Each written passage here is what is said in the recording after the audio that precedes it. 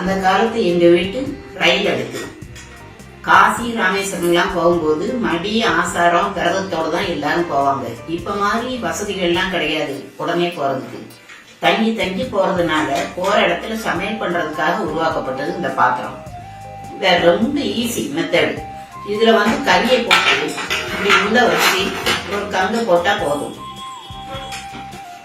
போட்டு மூடிடணும். பின்ன இந்த பாத்திரத்துல தண்ணி ஊத்தி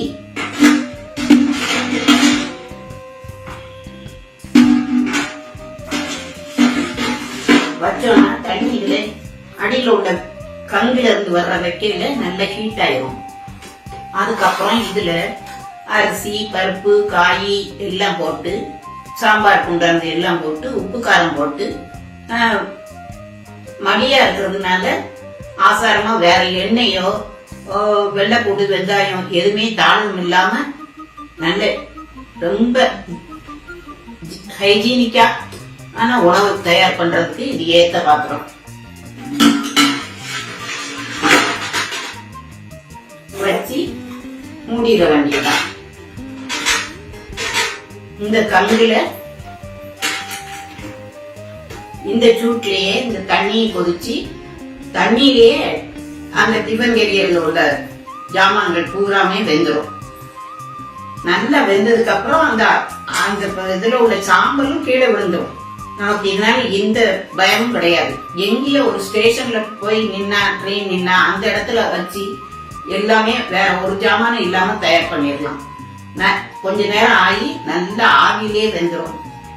இப்ப சொல்ற மாதிரி இது டயட்டுக்கு எல்லாத்துக்குமே இது ரொம்ப அந்த காலமே இப்படி யோசிச்சு பண்ணிருக்காங்க. எளிமையா வயசானவங்க காசிக்கு போகும்போது எப்படி எளிமையா சாப்பிட்டு எளிமையா நல்லா வரணும் அப்படிங்கறதுக்காக உண்டாக்குன பாத்திரம். இதை இப்ப நான் உங்ககிட்ட காமிக்கிறதுல ரொம்ப சந்தோஷப்படுறேன்.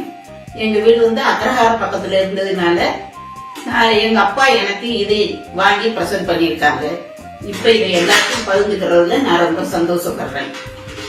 பாருங்க, இதுல எல்லாமே ரெடியா இருக்கும். எடுத்து வச்சு நம்ம ஒரு இலையை போட்டு சாப்பிட வேண்டியதுதான். அந்த சாம்பலும் பூரா கீழே விழுந்துரும். நமக்கு வேற வேலையே இல்லை.